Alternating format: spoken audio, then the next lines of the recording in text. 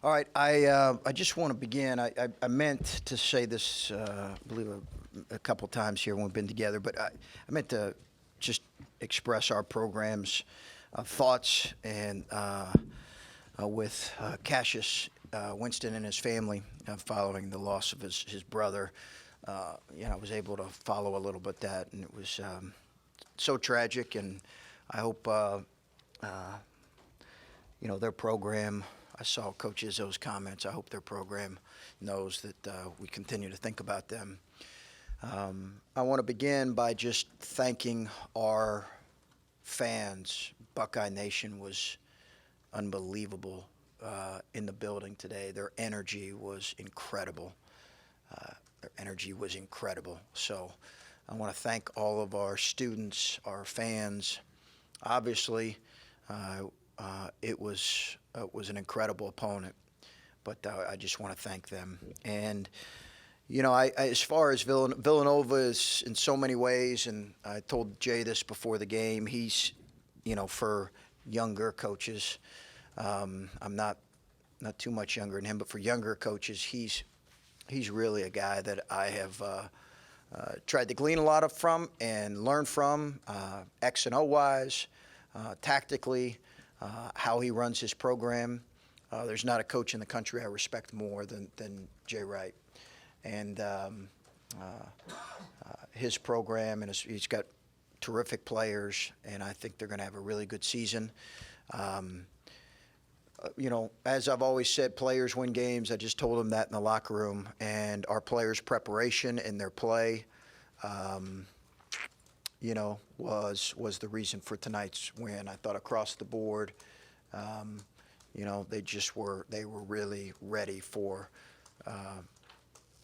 tonight's game. And probably 2 or 3 times have I ever been a part of a game as a head coach where almost everything kind of goes your way.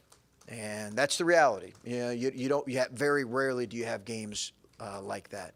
And the players made plays, but obviously we were in a really good rhythm.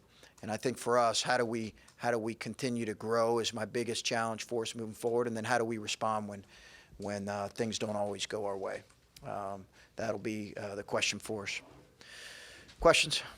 What are you thinking as you build I think it was like a 17-3 lead? You're up 9-0 before they call a timeout. What's going through your head when things are rolling that easily, that quickly? Honestly, in those situations, and like I said, it's happened maybe 2 or 3 times in my career, your players are so laser focused that, you're trying not to overcoach at that point and get in their way, to be real honest with you. And that's what I was trying to do. And I knew they would make a run as they did towards the end of the first half, but I was trying to get out of their way a little bit. And when the offense starts to roll like that, how are you challenging your team defensively to make sure that they didn't get overconfident at one end and it starts to slip at the other end? Well, that needs to be, in our DNA and a staple for us. I thought Villanova made missed shots that we've seen, that we saw them in the exhibition and in the first game against Arby make. Okay, so they were missing some clean ones. So we were talking about that. And how we could limit that, but I think we were just trying to really be committed to who we wanted to be, which is on the defensive end first. Does this become difficult to manage expectations now? Well, I think I understand the question, and it's a valid one. I think I should need to pump the brakes on people who understand basketball and understand how long the season is, and the challenges. I mean, I think Michigan last year had a great win at Villanova, same time of year, and would they finish 4th in our league? And now they had a really good year. Went to the Sweet 16, but you're not guaranteed anything. We saw last night in a couple games. There are oddities in college basketball. Our players earned this tonight, but they also understand that there is, I think, knowledgeable people who understand the game understand there's a lot between now and March. DJ and CJ both were saying that because of how much Villanova switches, there would maybe be more openings for them to get downhill and be aggressive. But how much of that also is just sort of inherent in them, both those guys, their ability to get inside and create offense for you? They're more instinctive about that. They're more intentional. DJ more than CJ, but they're definitely more intentional, which is what we talked about how hard it was for us to touch the paint some last year. But CJ is too. He's more intentional. He's a little bulldog, and sometimes he gets too deep. But I thought he played really well and got paint touches, and I thought we played unselfishly offensively with the lead. When did it become apparent to you, I guess, that you would have that kind of element in your offense this year out of your guard play? Well, I'm still interested to see how we fare against other defenses that might not switch as much as them. You play a Michigan State or a Virginia pack line defense. Okay, can you still get in the teeth of the defense? So I'm interested to see that. I do think in the second half we were able to get inside the defense against Cincinnati, but I think time will tell. But I think we do have those guys that are more, those two in particular, that are more intentional. Those two and Justice are probably our most intentional by getting to the paint. Justice, who can't play, obviously, but, You talked all about those. you talked about the physicality of this game coming in. Did you think it was as physical out there as you guys anticipated? I think that it didn't seem quite as physical as maybe I anticipated, but I'd have to go back and watch tape. Their games have always been physical. Our games with Villanova has always been physical. But maybe tonight I think it didn't feel quite that way. I think it was physical for sure, but I thought Cincinnati, it was almost like a bloodbath, and it didn't quite feel like that. You've talked about the young team and coming along, and we just talked about managing expectations and whatnot. But can this be a big boost, especially to the young guys' confidence of, hey, we just competed with a top 10 team, a team that you know well, that hey, we've got something potentially building here. We got to keep working, but can this kind of roll into something here? Yeah, I hope so. But I think there's also perspective required too in this, and I think that's required. But certainly it validates some of the stuff we're doing and working on. Early season wins, they do validate what you're doing. I was reminded of that when I was an interim coach at Butler, and you're really looking for validation there early in the year, and it does. It just reinforces that, hey, what we're talking about, it creates more buy-in.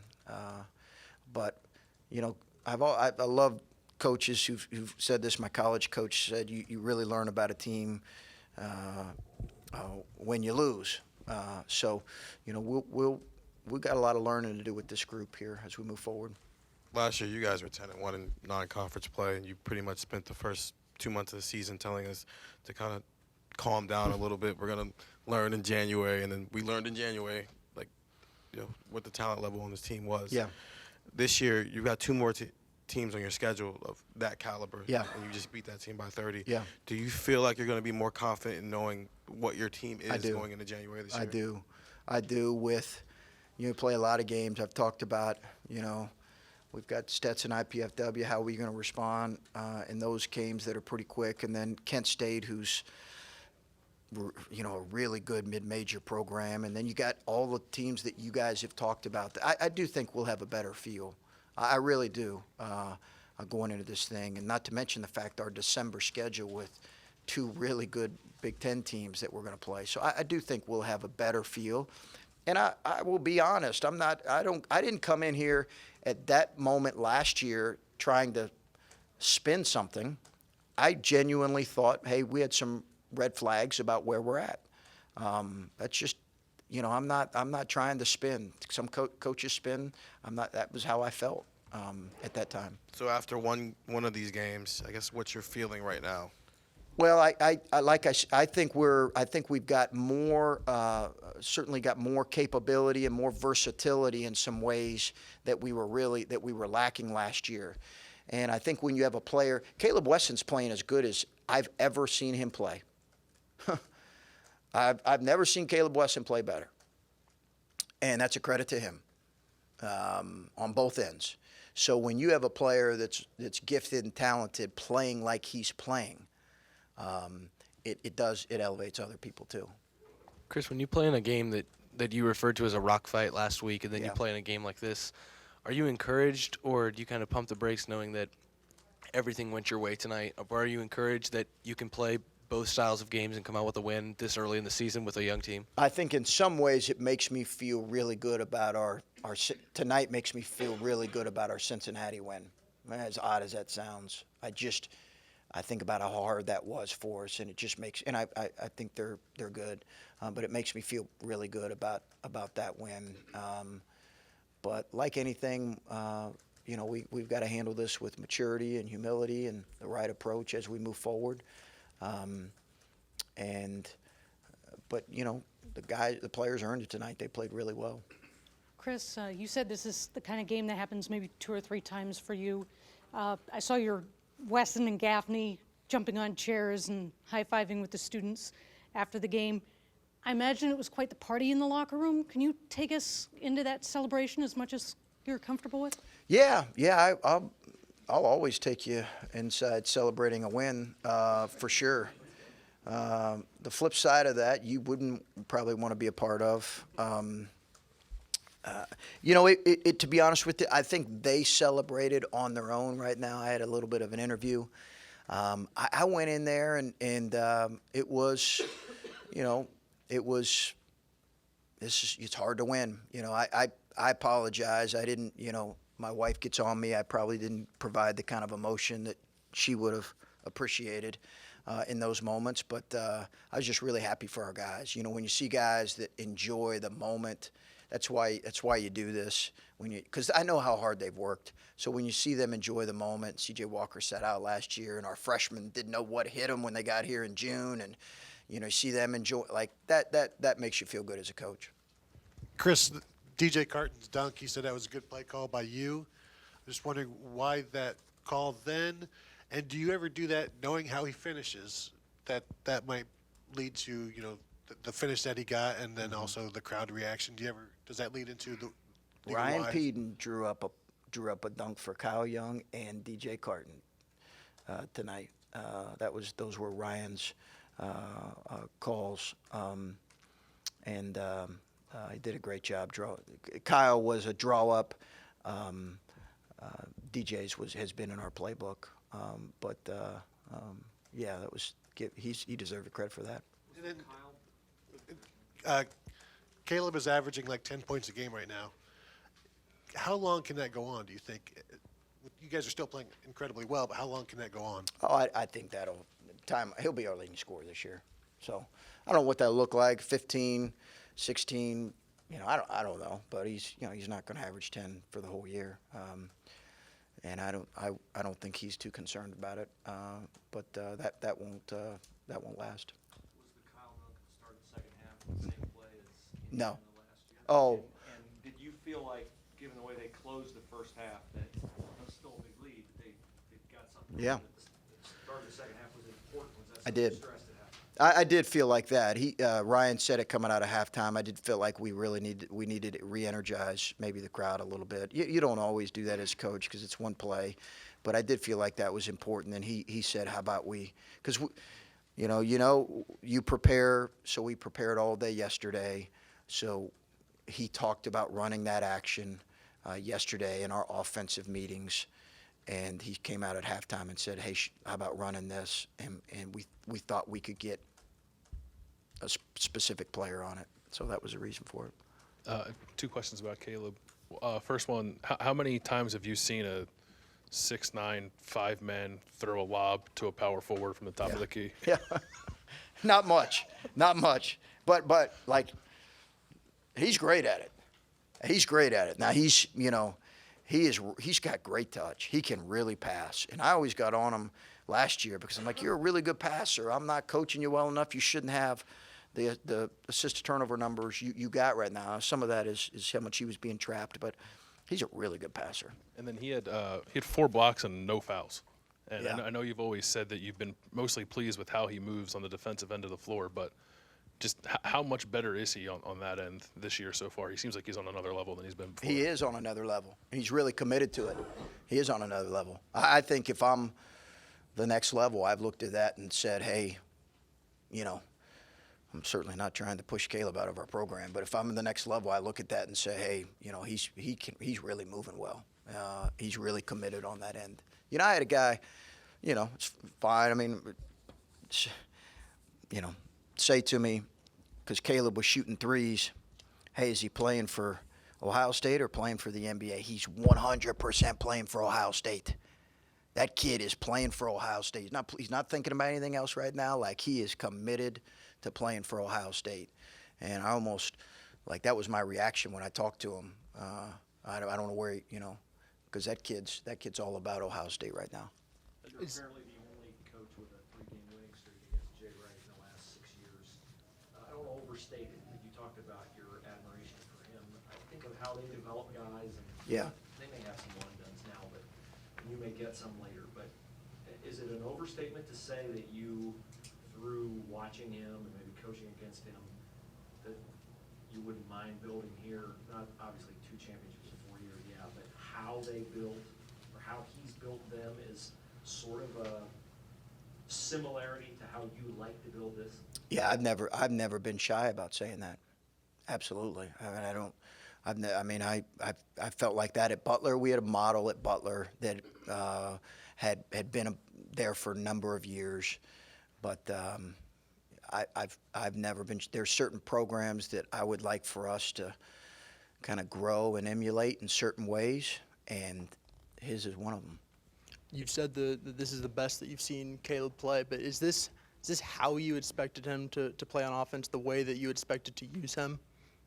No, I think we'll use him like we've, you know, he'll continue to diversify his game, and I think, you know, you saw there sometimes we tried to force feed him a little bit at the end of the first half. You know, it didn't always work out well, but I think, you know, he just needs to keep playing the game, making the right plays. But, you know, like I said, my guess is he'll lead us in field goal attempts and lead us in scoring at come to the end of the year. Jay Wright said he's really impressed with how disciplined or how well drilled and disciplined your team is that knows its roles. And I know that stuff is still obviously developing early on, but I guess where do you think you are as far as guys knowing their roles after 3 games? You know, I think we're getting there. But like you said, I think that grows, and it needs to grow and change for us, right? We don't want to. We're not going to necessarily have the same roles now that we have probably in January, February, and March. Hopefully, we have some guys that grow, and whatever that looks like. But our team needs to change. But I think, you know, right now, you know, we've got a good feel. But I'm still trying to figure that out too. In some of these ways, I'm still trying to figure out where to put some of our guys, mainly our freshmen. Was Justin healthy? Was able to play tonight? His back was bothering him, and he kind of said that in the game. He just was really stiff. So. You said earlier this week how hard it is to score against this team in the paint. You ended up with 36 points. How important was it to establish the 3-point game to open up that game inside? It really opened it up. But having Caleb opens up, you know, the opportunity from the 3-point line as they game prep. You know, and I thought we saw that with them. I think they were prepping to really take away Caleb. And it did open up some things for Dwayne, and he got going there, and then he got going in transition. Chris, your first 3 opponents, none of them hit over 33% from the field, and only one hit 20 field goals. The other 2 hit less than 20 shots from the field. Talk about what that means to you early in the season as coach. I realize that the Cincinnati and UMass Lowell and this in Villanova are all different types Yeah. of offenses, but talk about that. It's good. I think we've had consistent, a really consistent defensive approach in all three games, with some lulls here and there. Thought we had some lulls in the UMass Lowell game. We had some droughts there defensively, but pretty consistent effort on that end. Chris, with Andre out, big, very valuable player. How do you see Dwayne and Luther really step up today? I thought they've been good these last two games, I thought they would come and try to post those guys, and they did. They did try to post them. I don't think they would have done that as much with Andre, but I thought we were able to limit them from getting there enough. And I thought those guys making shots and spreading the floor really helped our offense. Okay, thank you.